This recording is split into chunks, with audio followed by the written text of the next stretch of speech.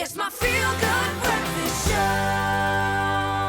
Welcome back to your feel-good breakfast show, Expresso. And to quote Nate Berkus, who once said, "Your home should tell the story of who you are and be a collection of what you love."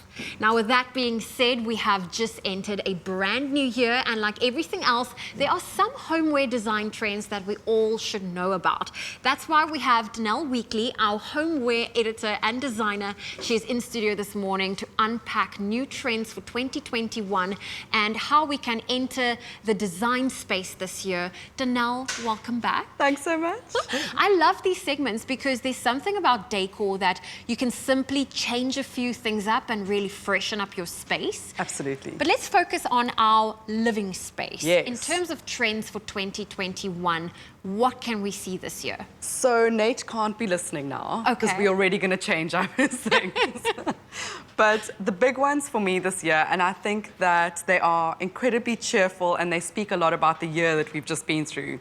The one is the color palette for the year, which is yellow. Now, don't have a heart attack. I love yellow. I love yellow. I feel like sometimes people think that yellow is not something they can bring into their homes, but there are small furnishings. We're starting to see lots of like buttery yellow color palettes, whether it's painting a wall yellow or pulling in some scatters or even a beautiful piece of furniture. I know. Which is very brave if you're going to go with such a solid color. Completely, but it's such a cheerful color, and I think that's sometimes what we need at this point in need it. a long global lockdown when you've been spending so much time at home.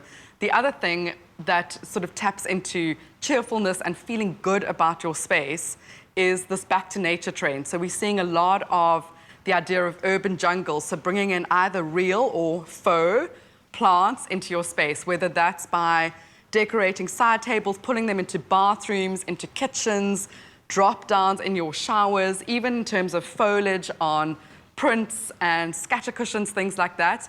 And it taps into another big trend, which is sustainability.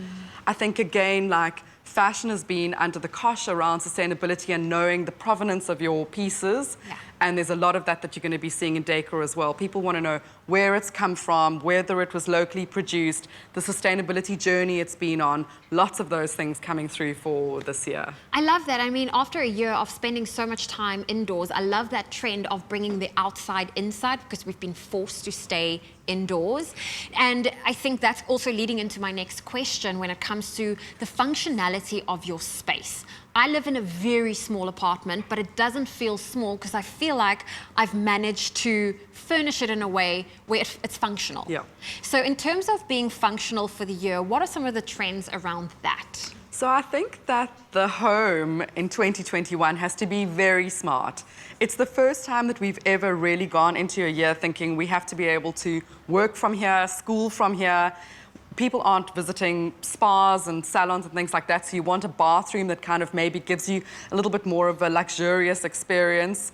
We're obsessed with sleep. So work from home spaces is about dividing something cleverly and finding a little nook that can be yours.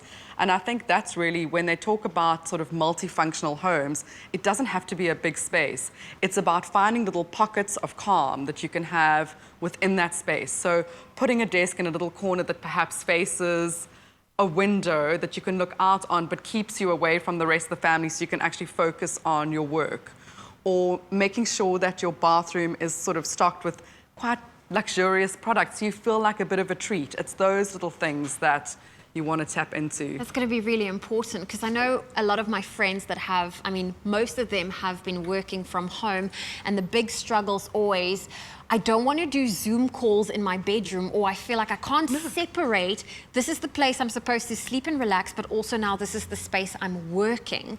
How can we, going into this new year, separate the workspace and the living space? I think that's been a problem for lots of people over the last year. I mean, the fact is we became quite nomadic in our homes. It was like you just picked up your laptop and you could work from anywhere. Yeah. That's not reality after a whole year. You actually need the space. So the one thing is transforming your bedroom into a bit of a sleep shrine and not using it for work.